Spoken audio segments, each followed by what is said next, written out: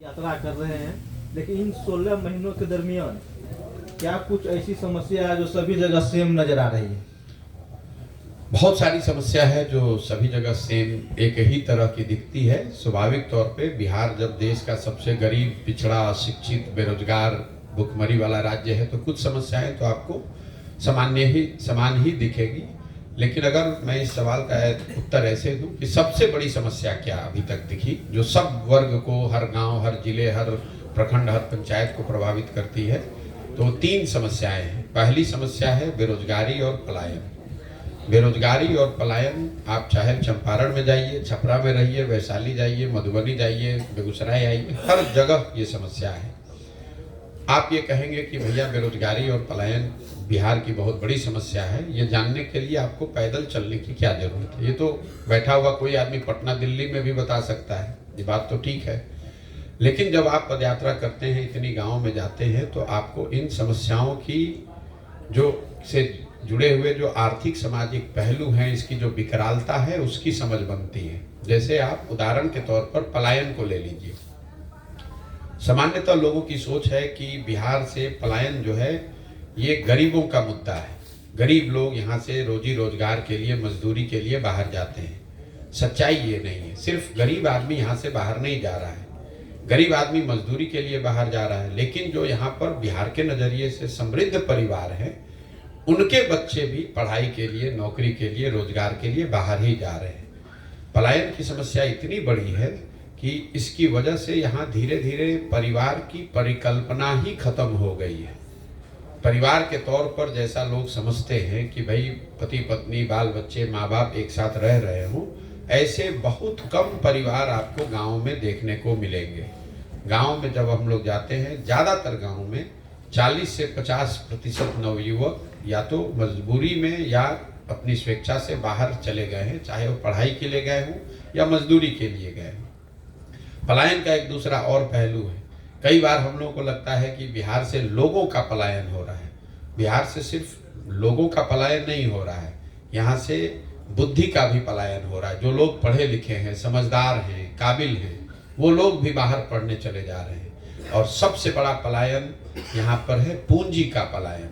जो पैसा आप और हम बचाते हैं, जो भी यहाँ की जनता कमा रही है, बैंकों में रख रही है, उस पैसे को बैंक वाले यहाँ से दूसरे राज्यों में भेज रहे हैं, जिसकी चर्चा कोई नहीं करता है। लोगों की का जो पलायन है, बुद्धि का पलायन, श्रम का, बुद्धि का और पूंजी का, इन तीनों के पलायन की वजह से बिहार की ये दुर्दशा है। पिछले 20 वर्ष में, मैं आपको एक आंकड़ा दे रहा हूँ, इसको याद रखिए, कोई बिहार में आपको बताएगा नहीं। RBI का, रिजर्व बैंक ऑफ इंडिया का आंकड़ा है, 1990 से जब लालू जी मुख्यमंत्री बने तब से लेके पिछले साल तक 2023-24 वित्तीय वर्ष तक बिहार से 21,60,000 करोड़ रुपया बैंकों ने यहाँ से, बिहार से दूसरे राज्यों में भेज दिया। इसकी चर्चा ना आपने सरकार ने कभी की, न कभी कोई नेता इसके बारे में बोलता है, न कभी कोई पत्रकार सवाल करता है। पिछले वर्ष बिहार से 2,68,000 करोड़ रुपया यहाँ के सरकारी बैंकों ने दूसरे राज्यों में ट्रांसफर किया है। हम और आप ये सोच रहे हैं कि बिहार में इतनी गरीबी क्यों है? बिहार में गरीबी इसलिए है कि यहाँ से श्रम का पलायन है, बुद्धि का पलायन है और साथ साथ पूंजी का भी पलायन है। आप सामान्य तरह से देखिए, अगर आपको यहाँ घर बनाना है बेगूसराय में, आप बैंक से लोन लेने जाइएगा, आपको लोन मिलने में बड़ी तकलीफ होगी। आप ही को अगर नोएडा में घर खरीदना है, बैंक वाला तुरंत लोन दे देगा। बिहार में पूंजी नहीं है और यहाँ की बेरोजगारी बदहाली का सबसे बड़ा कारण है। जब आप ये पदयात्रा करते हैं, चीज़ों को गंभीरता से समझने का प्रयास करते हैं, यही हाल कमोबेश बेरोजगारी का है। बेरोजगारी सिर्फ गरीब लोगों का मामला नहीं है। जो यहाँ पर समृद्ध लोग हैं, बड़े लोग हैं, उनके बच्चों के रोजगार की भी उतनी ही समस्या है। जब हम लोग पैदल चलते हैं तो जो 15 बीघा 20 बीघा खेत का मालिक है, वो भी आकर अपने बच्चों के 20,000 रुपये नौकरी के लिए भी हाथ जोड़ने के तैयार है। खेत बेचकर भी लोग सरकारी नौकरी चाहते हैं। तो बेरोजगारी यहाँ सिर्फ गरीबों का मामला नहीं है। मेरी नज़र से बिहार में बेरोजगारी और पलायन ये एक ऐसा मुद्दा है जो समाज के हर वर्ग को, हर जिले, हर पंचायत को इफेक्ट कर रहा है, उसकी ज़िंदगी को तबाह कर रहा है और इसीलिए सबसे पहले इसकी जब तक हम लोग बेरोजगारी और पलायन बिहार से नहीं रोकेंगे तब तक बिहार में आपको आमूल चूल परिवर्तन होता नहीं दिखेगा। और इसको दूर करने का उपाय वही है, शिक्षा और पूंजी। अगर ये दोनों चीज की उपलब्धता हो जाए तो बिहार की तकदीर और तस्वीर बदल सकती है। जहाँ तक आपने शिक्षा की बात की है, पूरे भारतवर्ष में जितने आईएएस और आईपीएस हैं, परसेंटेज में बिहार का कितना है पूरे देश में? देखिए, ये जो बिहार में बैठ के लोग अपना पीठ थपथपाते हैं कि बहुत सारे हम लोग के बच्चे इंजीनियरिंग मेडिकल कॉलेज में करीब करीब, नहीं, मैं केवल आईएएस और आईपीएस की बात कर रहा हूं। आप सवाल पूछा है, धीरज रखिए, जवाब दे रहे हैं। ये हम लोग को ऐसा लगता है कि पूरे देश में आईएएस आईपीएस बिहार के ही हैं। कई लोगों को ये भी लगता है कि जितना आईआईटी और मेडिकल में लड़के जा रहे हैं वो सब बिहार के ही हैं। ठीक बात है, बिहार से बहुत बड़ी संख्या में आईआईटी में, मेडिकल में आईएएस आईपीएस लोग बनने वाले हैं। लेकिन जो लोग आईएएस आईपीएस बन रहे हैं वो बिहार की शिक्षा व्यवस्था से जुड़े हुए लोग नहीं हैं। वो बिहार के लड़के हैं, पढ़ रहे हैं दिल्ली में या दूसरे जगह, वो लोग आईएएस कम्पीट कर रहे हैं। ये भ्रम में मत रहिए कि बिहार के लड़के बिहार में पढ़कर आईएएस नहीं बन रहे हैं। 70 के दशक में पहली बार इलाहाबाद यूनिवर्सिटी और पटना यूनिवर्सिटी के लड़कों ने दक्षिण के राज्यों को चुनौती दी और यहाँ के लड़के आईएएस आईपीएस बने। तब इलाहाबाद यूनिवर्सिटी, दिल्ली यूनिवर्सिटी और पटना यूनिवर्सिटी, इन 3 विश्वविद्यालयों से सबसे ज़्यादा लोग आईएएस आईपीएस बनते थे। लेकिन धीरे धीरे जैसे जैसे इलाहाबाद यूनिवर्सिटी कमज़ोर हुआ, पटना यूनिवर्सिटी तो बर्बाद ही हो गया है करीब करीब। अब ज़्यादातर लड़के दिल्ली यूनिवर्सिटी, यही यूपी बिहार के लड़के तो बन रहे हैं, लेकिन वो दिल्ली यूनिवर्सिटी से पास होकर बन रहे हैं। पटना कॉलेज से, साइंस कॉलेज से पढ़कर आईएएस बनने वालों की संख्या करीब करीब नगण्य है। तो ये भ्रम मत पालिए, अपना पीठ मत थपथपाइए कि सारे बिहार से लड़के निकल के आईएएस आईपीएस बन रहे हैं। जो मैंने आपको कहा, यहाँ से जो बुद्धि का पलायन है, जो बच्चे भी 10वीं 12वीं तक कुछ भी मेधा जिनमें है, उनके परिवार वाले कर्ज लेकर पेट काट करके उसको बाहर भेज रहे हैं। वो बाहर पढ़ रहे हैं और बाहर पढ़कर वहीं पर सेटल हो रहे हैं, वो वापस बिहार में नहीं आ रहे हैं। तो जो गरीब है, जो श्रम कर सकता है, मेहनत कर सकता है, वो चला गया बाहर मजदूरी करने। जो बुद्धि से यहाँ मजबूत है वो बाहर चला गया आईएएस आईपीएस नौकरी करने। और जिसके पास पैसा पूंजी है वो पूंजी यहाँ से चली गई। इसीलिए जो लोग यहाँ बच गए हैं वो ज़्यादातर लोग ऐसे हैं जो सरकार पर, सरकारी सुविधाओं पर, सरकार की मदद पर आश्रित हैं। चाहे वो 400 रुपये का पेंशन हो या नली गली हो या साड़ी कपड़ा हो, 5 किलो अनाज हो। इसीलिए जब आप गांव में यहाँ चलते हैं तो लोग यहाँ रोजी रोजगार नहीं मांग रहे हैं। सामान्यतः लोग यहाँ पर कहते हैं, भैया हमारा नाली गली नहीं बना है, हमको राशन कार्ड नहीं मिला है, हमको इंदिरा आवास नहीं मिला है।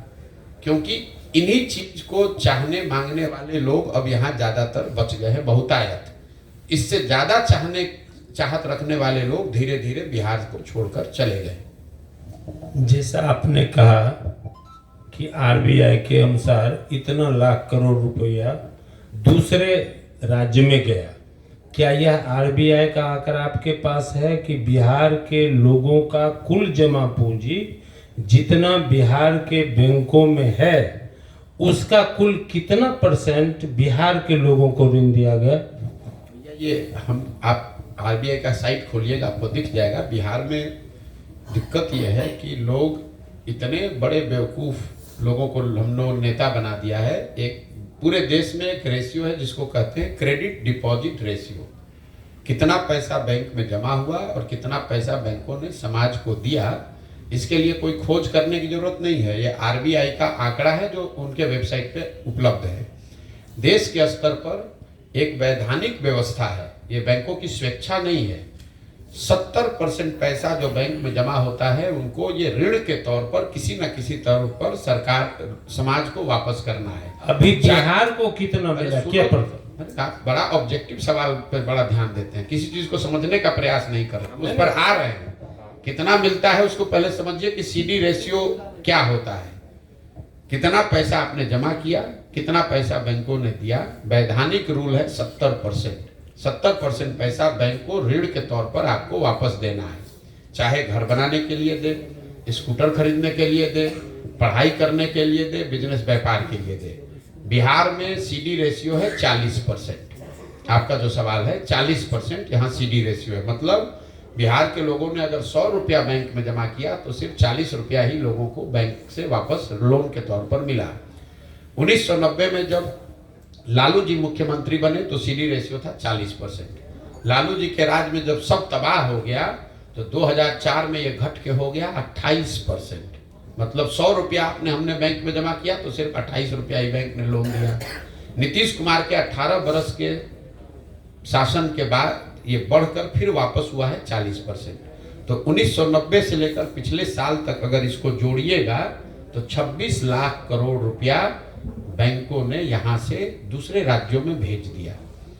अब अगर आप तमिलनाडु का सीडी रेशियो देखिएगा, आंध्र प्रदेश तेलंगाना का सीडी रेशियो देखिएगा, वहां पर सीडी रेशियो है 90, 95, 100, 105।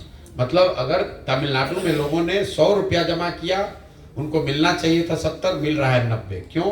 क्योंकि बिहार जैसे राज्यों का पैसा तमिलनाडु में जाकर इन्वेस्ट हो। गुजरात का आंकड़ा है भैया, सब राज्य का आरबीआई पर ये आंकड़ा है। 300% गुजरात में है अभी। नहीं, ये भ्रम मत पालिए, ऐसा ही सब कहाँ से आंकड़ा ले आते हैं। सीडी रेशियो गुजरात का 82 से 84% होना चाहिए। मुझे एकदम टॉप ऑफ द माइंड याद नहीं है। अच्छा, ये बता सकते हैं पूरे भारत में सुनिए मेरी बात, सबसे एनपीए किस राज्य को घोषित किया गया? बिहार का। ये सब एनपीए की चीज में आप क्यों पढ़ रहे हो? राज्य का मामला नहीं है।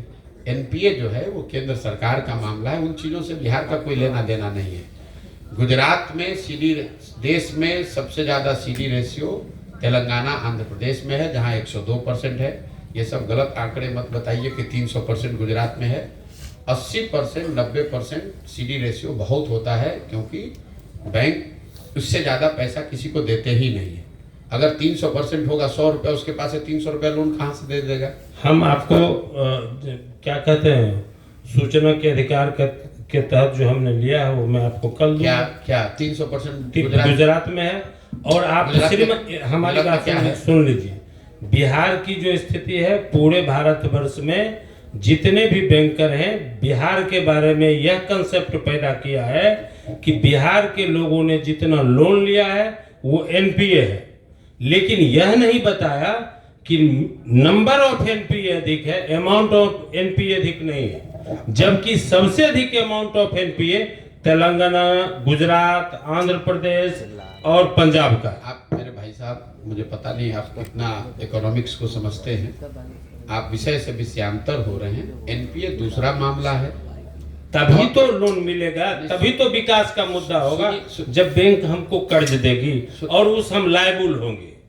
बैंक ने तो हमको लायबल रहने ही नहीं दिया। आपने जो कहा वो बात हमने उठा दिया, पूंजी की अनुपलब्धता। आज तक तो आपने कभी, हमने बिहार में तो कुछ चर्चा किसी से सुनी नहीं है। हम ये बात उठा रहे हैं कि पलायन सिर्फ श्रम का और बुद्धि का नहीं, पूंजी का पलायन है।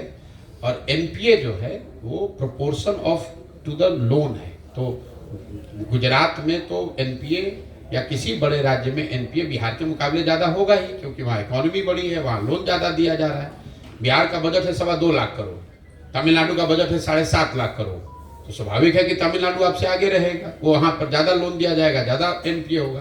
तो इन बातों को, ये राजनीति वाली बात नहीं है। राजनीति करने के लिए कुछ सनसनीखेज मत खड़ा कीजिए। गुजरात की वजह से आपकी ये स्थिति नहीं है। ये स्थिति इसलिए है कि ये जो कमिटी होती है जहाँ से इनको गाइड किया जाता है, उसके चेयरमैन होते हैं मुख्यमंत्री। और हर राज्य में मुख्यमंत्री, सरकार इस बात पर ध्यान देते हैं कि बैंक समुचित मात्रा में लोन दे रहे हैं कि नहीं दे रहे हैं। बिहार में भी एक कमिटी है, नीतीश कुमार उसमें जाते भी हैं। लेकिन जैसे नीतीश कुमार की बात यहाँ का शिक्षक नहीं मान रहा है, बीडीओ सीओ नहीं मान रहा है, डीएम नहीं मान रहा है, वैसे बैंक वाला भी नहीं मान रहा है। इतनी सी बात है। एनपीए से इसका कोई लेना देना नहीं। पिछले करीब 25-30 वर्षों में बिहार जात पात के दलदल में बहुत ज़्यादा फंस चुका है। और इस परिस्थिति में आपने जो कहा कि विकल्प की ज़रूरत है बिहार में, तो उस दलदल और उस चुनौती का सामना करने में क्या सब? देखिए, दो बातें हैं। ये मैं नहीं कह रहा हूँ कि बिहार में विकल्प चाहिए। बिहार में सर्वे के नंबर बता रहे हैं कि करीब करीब 55% बिहार के लोग, आधे से ज़्यादा लोग ये कह रहे हैं कि बिहार में एक नए दल, एक नए विकल्प की जरूरत है। इसका मतलब ये नहीं कि जनसुराज की जरूरत है। लोग ये जानते हैं, समझते हैं, कह रहे हैं कि बिहार में जनता दल यूनाइटेड, आरजेडी, कांग्रेस, भाजपा से अलग हटके कोई दल, कोई विकल्प होना चाहिए। तो ये मेरा तथ्य नहीं है, ये सभी सर्वे में ये है। दूसरा, आपने पूछा कि हाँ तो सब जाति में बटा हुआ है तो ये कैसे सुधरेगा। जातियों में बटा हुआ है, फिर भी 50-55% लोग कह रहे हैं कि नया दल चाहिए। और तीसरी बात जो समझिए, जो पत्रकार यहाँ समझने को तैयार नहीं है, ये आप लोगों का बड़ा सिंप्लीफाइड एजम्पशन है कि बिहार में हर आदमी जात पर ही वोट देता है। जाति जो है वो बहुत महत्वपूर्ण पहलू है, बिहार में भी है और अन्य कई राज्यों में है। आप लोग दूसरे राज्यों में आपने चुनाव होते हुए बहुत करीब से नहीं देखा होगा, कुछ लोगों को अनुभव होगा।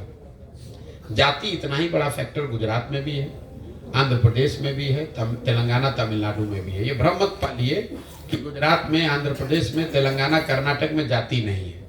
ये एक तोहमत बिहार पे लगा दी गई है कि बिहार में सब इसलिए खराब है कि सब जाति पर वोट पड़ता है। अब मैं आपको आंकड़े दे देता हूँ। बिहार में मोदी जी को, भाजपा को तो वोट पड़ रहा है। हर आदमी कहता है कि यहाँ का जो सांसद है, विधायक है भाजपा का, उसको वोट नहीं पड़ता है। लोग मोदी जी के नाम पर वोट देते हैं। तो मोदी जी के जाति का कितना आदमी बिहार में रहता है, ये बता दीजिए। जो लोग भी मोदी जी को वोट दे रहे हैं वो उनके जाति के तो नहीं है। आप कहिएगा चलिए वो तो मोदी जी का करिश्मा है इसलिए दे रहे हैं, उसको हटा दीजिए।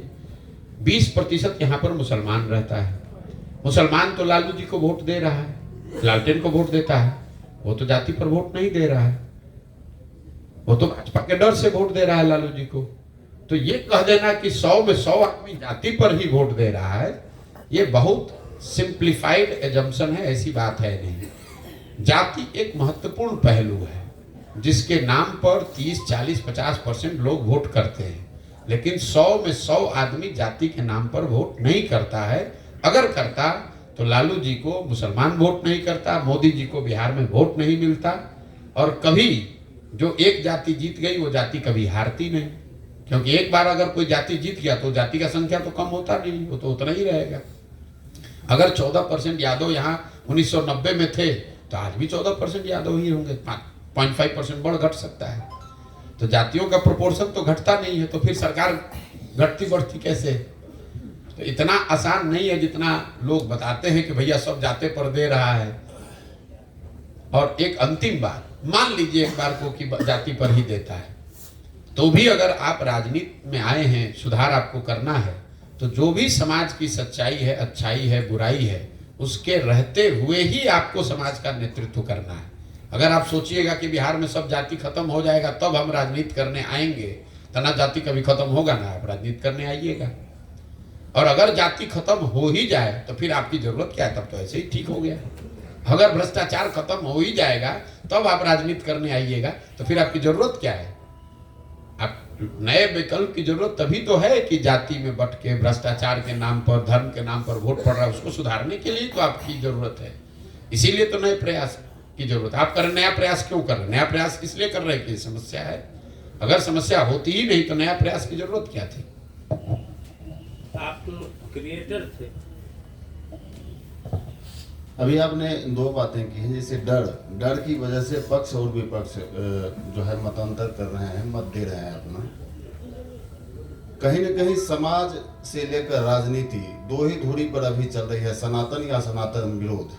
तो फिर आपका जो यात्रा हो रहा है इसको कैसे खत्म कर पाएंगे? खत्म करने की क्या जरूरत है? ये आपकी समझ है कि पूरा समाज सनातन और सनातन के पक्ष और विरोध पर चल रहा है। ये तो कुछ लोग जो इसकी राजनीति कर रहे हैं वो ऐसा बता रहे हैं, हम तो ऐसा नहीं देखते। हमारी जो समझ है छोटी मोटी राजनीति की, ऐसा नहीं है कि देश में सनातन और सनातन के पक्ष और विपक्ष में ही राजनीति हो रही है। इस देश में 80% सनातन को मानने वाले हिंदू धर्म के लोग रहते हैं। भाजपा को कितना वोट मिला है 2019 में? 38%। मतलब आधे से कम हिंदुओं ने भाजपा को इस देश में वोट दिया है। आपने एक ही बार में कह दिया कि सनातन और सनातन विरोध की राजनीति चल रही है। तो अगर आप ही के बात को सही मान लें तो जो सनातन के मानने वाले लोग हैं उन्होंने भाजपा को वोट दिया है, तो आधे से ज्यादा सनातन को मानने वाले लोग भाजपा के साथ सहमत नहीं है। किसी चीज को जब आप देखते हैं तो इतना आसानी से कोई आंकड़ा देखा, कोई फैक्ट देखा और बस तुरंत इंटरप्रिटेशन कर दिया। अगर 80% हिंदू है और सब सनातन के मानने वाले लोग भाजपा ही को वोट दे रहे हैं, तब तो 80% वोट भाजपा को आना चाहिए था, 70 आना चाहिए था, 60 आना चाहिए था। 38% वोट ही कैसे आया? और बिहार के लिए एक आपको आंकड़ा दे देता हूं। बिहार में भाजपा को पिछले विधानसभा चुनाव में 19.6% वोट आया है। 19.6% वोट, 19 मतलब 20% से कम वोट आया है भाजपा को बिहार में। और आप कह रहे हैं कि सारा हिंदू भाजपा ही को वोट दे रहा है। बिहार में 82% हिंदू है, तो भाजपा को 20% वोट कैसे आया? आप हमको समझा दीजिए। उस वक्त की परिस्थितियां कुछ और थी, आपको अब अरे भैया, अभी लगता है इस बार? दो बरस पहले का वोट का दे रहे, पहले का नहीं बोले हैं। अभी जो विधानसभा हुआ है उसका आंकड़ा है 19.6% वोट भाजपा को आया है। जाके देख लीजिएगा आंकड़ा। फिर डर क्या है इसमें? डर जो आपने अभी चर्चा की, जो डर रहे हैं लोग, डर सनातन का नहीं है। जो मुस्लिम समाज है उसको भाजपा का डर है, इसलिए वो लालू जी को वोट देता है। और जो हिंदुओं का एक बड़ा वर्ग है उसमें भी जिन्होंने लालू जी का राज देखा है, उनका जंगल राज देखा है, उससे जो डरता है वो भाजपा को वोट नहीं करता है उसके पक्ष में। वो ये कहता है कि कितना भी भाजपा खराब है, कम से कम लालू जी का जो जंगल राज है वो वापस नहीं आना चाहिए। इसलिए डर के मारे फिर वही जाकर भाजपा को देता है। यही डर है कि फिर से वो जंगल राज वापस ना आ जाए, ये डर है। मुसलमान को ये डर है कि कहीं भाजपा का शासन ना हो जाए, ये डर है। सर,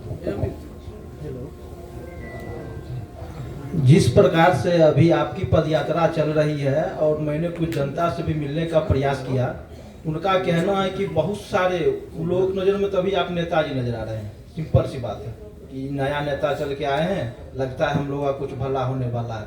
लेकिन उनका ये भी कहना है कि जो भी आते हैं जनता को ठग के चले जाते हैं। क्या प्रशांत किशोर जी जो आए हैं, पदयात्रा तो अभी इनकी चल रही है, क्या यह पार्टी आगे चलकर राजनीतिक पार्टी में तब्दील हो जाएगी, या जनता की जो समस्या है उस पर भी प्रशांत किशोर कुछ करेंगे, या पदयात्रा खत्म करने के बाद जाके बैठ जाएंगे?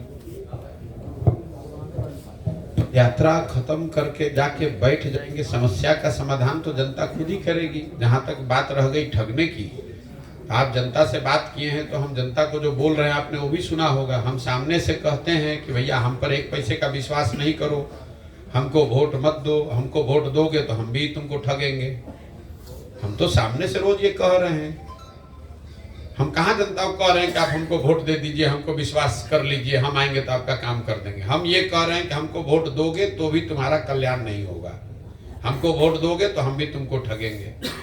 हम तो ये कह रहे हैं कि आपको जिसको वोट देना है दो, लेकिन वोट अपने बच्चों के लिए दो, और वोट मुफ्त में मत दो, 5 किलो अनाज पर मत दो। जिसको वोट दे रहे हो सिर्फ अपने बच्चों के लिए रोजगार पढ़ाई मांगो। इतनी सी बात कह रहे हैं। हम तो सामने से कह रहे हैं कि हम ठगेंगे। अगर हमको भरोसा करोगे, हमको वोट दोगे तो हम ठगेंगे। हम आपको ये कह रहे हैं, आप जाके जो हम बोल रहे हैं उसको सुनिए तो। भाई पत्रकार हैं, आप सवाल करने आए हैं तो थोड़ा पहले का अपना होमवर्क करके आइए। हम सामने से बोल रहे हैं कि आप वोट मोदी को देना है मोदी को दीजिए, लालू को देना है लालू को दीजिए, प्रशांत किशोर को देना है प्रशांत किशोर को दीजिए। लेकिन जिसको भी वोट दीजिए उसको वोट अपने बच्चों के भविष्य के लिए दीजिए, और वोट का जो कीमत है वो सही लगाइए। जात के नाम पर मुफ्त में वोट मत दीजिए, 5 किलो अनाज के नाम पर वोट मत दीजिए। वोट दीजिए, अगर लालू जी रोजगार पढ़ाई दे रहे हैं तो उनको वोट दीजिए, मोदी जी दे रहे हैं तो उनको दीजिए। हम तो सामने से कह रहे हैं। चलिए भैया, और कोई सवाल है तो करने तो खत्म करें। आपका जो पद यात्रा है लगभग 16 महीने से चलते आ रहा है। आप इस पद यात्रा में कहां से डोनेट कर रहे हैं, और शिक्षा के प्रति कितना डोनेट किया अभी तक, कितना स्कूल बनवाए और कितना कॉलेज बनाए, इस पर जरा बता दें। मैं आपका सवाल ये है कि इस पदयात्रा का पैसा कहाँ से लाते हैं, कि डोनेट किए, मतलब पदयात्रा में हम डोनेट करें? आप कह रहे हैं कि मतलब पदयात्रा जो चल रहा है इसका खर्चा कहाँ से आता है? बिल्कुल बिल्कुल, करोड़ों करोड़ों रुपया आप खर्च कर रहे हैं। बिल्कुल बिल्कुल। कहाँ से आप लाए? अरे बता रहे हैं भाई, इतना अब तो लग रहा है कि आप पुलिस है और हमको बैठा के कोर्ट में पूछ रहे हैं। जब से पदयात्रा शुरू हुई है तब से हम ये बता रहे हैं कि पदयात्रा को चलाने के लिए, इस पूरे अभियान को करने के लिए पैसा उन लोगों से मिलता है जिन लोगों को पिछले 10 बरस में हमने जीतने में, सरकार बनाने में मदद की है। आज देश में 5-6 राज्यों में ऐसे लोग सरकार चला रहे हैं जिनके बनने में, वहाँ पहुँचने में हमने कंधा लगाया है। पदयात्रा के लिए, इस अभियान के लिए मदद वो लोग कर रहे हैं, उन राज्यों के बड़े लोग कर रहे हैं जो कि प्रशांत किशोर को जानते हैं या हमारे काम को जानते हैं, समझते हैं, और उनका ये भरोसा है। हम उनसे हाथ फैलाकर मांग रहे हैं कि भाई हमको मदद करो, हमारे राज्य की ज़रूरत है, हमारा राज्य सबसे गरीब और पिछड़ा है। पैसा बिहार के लोगों से नहीं ले रहे हैं, इसलिए नहीं ले रहे हैं कि अगर यहाँ के लोगों से पैसा लेंगे तो जो पैसा देगा वो गर्दन पे बैठेगा, कहेगा भैया इनको टिकट दीजिए, इनको जिताइए, इनको हराइए, इनको रखिए, इनको मत रखिए। इसीलिए बिहार के लोगों से पैसा नहीं लेते हैं। पिछले 10 बरस में देश भर में जो हमने काम किया है, जिनकी मदद की है, उनसे मदद वापस ले रहे हैं। इसमें कौन सा बहुत बड़ा सीक्रेट है जो आप बता रहे हैं कि कहाँ से आता है? रोज कैमरे पर बता रहे हैं कहाँ से आता है। आप पत्रकार हैं, आपको एक छोटा सा सुझाव दे देते हैं बिना मांगे हुए।